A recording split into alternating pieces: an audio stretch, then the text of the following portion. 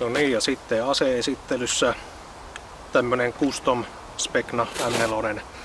Tää on alun perin ollut ihan perus Specnan Edge 2. Ostin tän alun perin käytettynä. Se oli hyvässä kunnossa. Sitten tähän on vaihdeltu osia ja tehty huolto, niin ei ole kyllä kunnossa mitään moittimista. Kuulatoriin laitan tämän, joten tässä myös näkee minkälainen tää on. Ulkoisista osista tähän on laitettu Octarmsin M-Log-kisko 13,5 tuumainen. Sitten tässä on tämmönen dummy äänenvaimen, niin tässä on se hyvä, että sinnehän saa sisälle vaikka tämmösen tracer unitin piilotettua.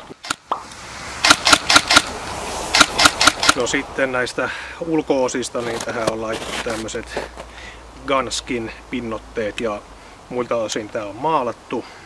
Tässä on sisäosista sitten tosiaan laitettu Davincin teräspiippu 6,01 milliä sisähalkaisia ja sitten 363 milliä pituus. Moottori, täällä on ASGn neodyymimoottori, sillä on tosi hyvin vääntöä. Hankittu sitä Demari setupia varten. Ja ihan demonstraationa se magneettihan tarraa ulkopuolelta jopa metallilippaaseen. Se on sen verran voimakas. Mitäs muuta? Hoppikammi on RetroArmsin.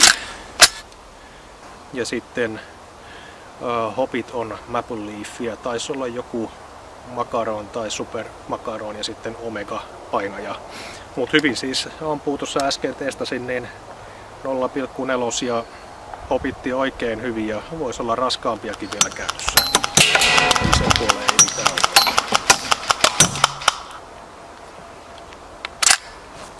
Hoppia säädetään tosi kätevästi tuosta rullasta. Onnistuu tosi nopeasti kesken peliin. Pikajousen vaihtohan on ihan huippu Specnoissa. Jos haluaa vaikka jossakin tosi matalan lähtöenergiatason kentällä pelata, niin laittaa vaan jonkun M90-tyyppisen jousen, niin varmasti pystyy. No, tämän kanssahan kävi silleen, että viime talvena oikein kovilla pakkasilla, kun pelattiin, oli joku -15 suurin piirtein. Ja sitten kun tässä oli silloin semmonen M140 tasoinen jousi, eli DMR-setuppi, sillä tuli paukuteltua aika paljon, niin rataslaatikkoon tuli lohkeama. Atomissa sitten vaihdettiin uusi gearboxi tilalle ja samalla katsottiin, että ei ole muissa osissa mitään ongelmia.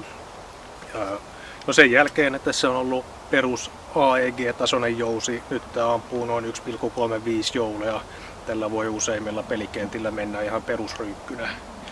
Joo, ja vaikka tämmönen DMR-luukki tässä on, niin en ole enää kyllä sitä vahvaa jousta laittamassa, ellei tähän sitten vaihda kestävämpää gearboxia sisään.